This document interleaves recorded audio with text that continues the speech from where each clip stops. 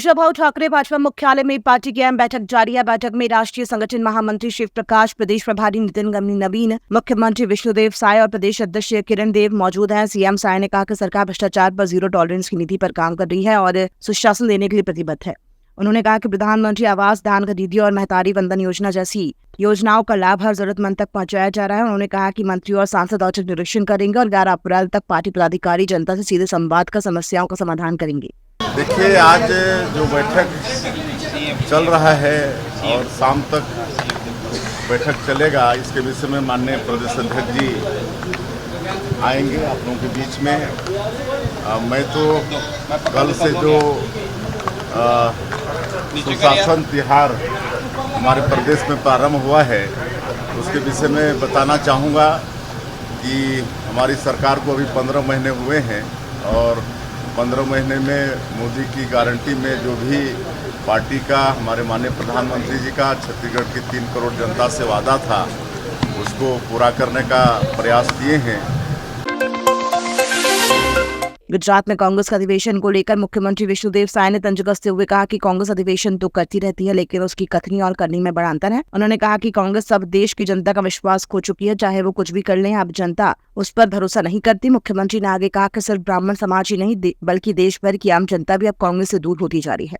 अब देखिए, कांग्रेस अधिवेशन करते रहती है, लेकिन उनके कथनी और करनी में बहुत फर्क होता है। जमीन और आसमान का फर्क होता है। और आज देश की जनता का विश्वास पार्टी हो चुकी है, तो कुछ भी कर लें, अधिवेशन कर लें, कुछ भी कर लें, जनता का विश्वास वो लोग खो चुके हैं। जनता अब उनके बातों पर विश्वास करने वाली नहीं है और ओबीसी नहीं और ब्राह्मण उनसे दूर हुए, ऐसा नहीं है। पूरा देश की जनता उनसे दूर हो रही है। मुख्यमंत्री विष्णुदेव साय ने वन नेशन वन इलेक्शन की अवधारणा का समर्थन करते हुए कहा कि इसके लागू होने से देश में समय और खर्च की बड़ी बचत होगी। उन्होंने कहा कि लगातार चुनाव होते रहते हैं, जिससे आचार संहिता लागू रहती है और कई विकास कार्य प्रभावित होते हैं। प्रधानमंत्री नरेंद्र मोदी का ये एक दूरदर्शी प्रयास है, जिससे शासन और प्रशासन की रफ्तार बनी रहे। उन्होंने बताया कि इस दिशा में पूर्व राष्ट्रपति रामनाथ कोविंद की अध्यक्षता में एक उच्च स्तरीय समिति का गठन किया गया है। हमने भी छत्तीसगढ़ में नगरीय निकाय और पंचायत चुनाव एक साथ कराकर इस दिशा में एक छोटा लेकिन अहम कदम उठाया है। देखिए, वन नेशन वन इलेक्शन लागू होने से बहुत देश का भला होगा, समय की बचत होगी, खर्चा का बचत होगा। और चुनाव चलते रहते हैं तो आचार संहिता लगे रहता है, तो विकास के काम भी प्रभावित होते हैं। इसलिए माननीय प्रधानमंत्री जी का ये प्रयास है कि वन नेशन वन इलेक्शन इस देश में लागू हो और इसके लिए हमारे पूर्व राष्ट्रपति डॉक्टर रामनाथ कोविंद की अध्यक्षता में कमेटी भी बनी है।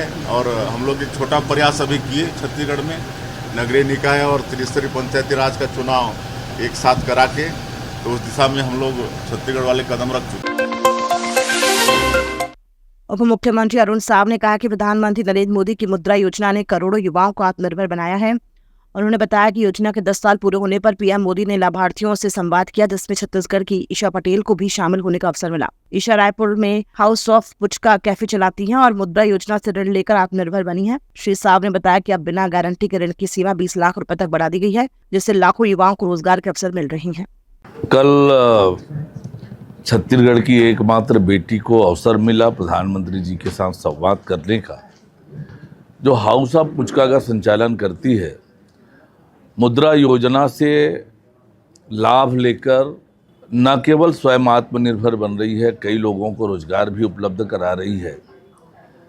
और जिस तरीके से प्रधानमंत्री माननीय नरेंद्र मोदी जी की सरकार ने मुद्रा योजना प्रारंभ की है, करोड़ों लोग इससे लाभान्वित हो रहे हैं।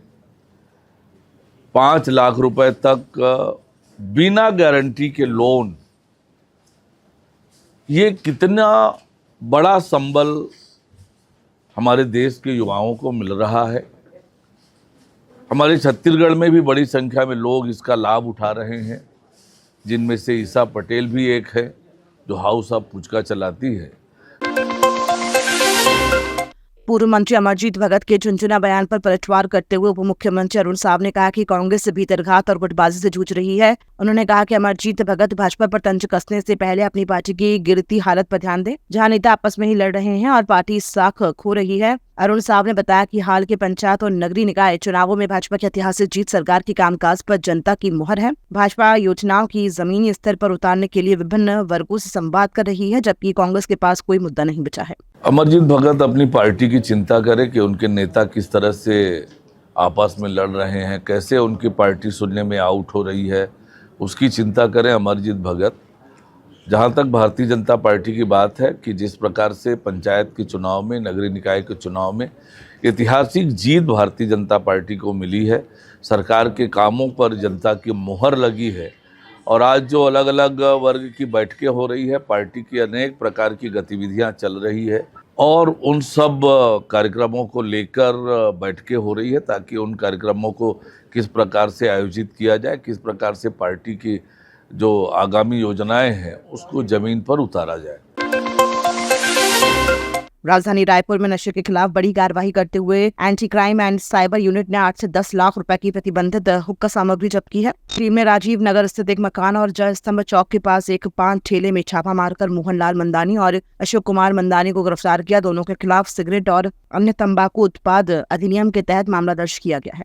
क्राइम ब्रांच को और खमारडी पुलिस को यह सूचना मिली थी कि मोहन लाल मंदानी नाम का व्यक्ति जो राजीव नगर खमारडी क्षेत्र का रहने वाला है, वो बड़ी संख्या में अपने यहाँ हुक्का के सामान जो कि प्रदेश में बैन है उसको स्टोर किया हुआ है, उसकी खरीदी बिक्री करता है कि सूचना पर क्राइम ब्रांच की एक टीम के द्वारा वहाँ रेड कार्रवाई किया गया और रेड कार्रवाई करने के दौरान हुक्का के पॉट, अलग अलग फ्लेवर्स और उससे जो भी संबंधित सामान होते हैं, ये सभी को लगभग जिनकी कीमत 8 लाख रुपए है, सीज किया गया है और विभिन्न धाराओं में उसके ऊपर कार्रवाई की गई है। एक उसके दूसरे ठिकाने जो राज टाकिस के पास में है, वहाँ पर भी रेड कार्रवाई की गई है। उसी की सूचना के आधार पर उस पर भी विधिवत कार्रवाई की जा रही है।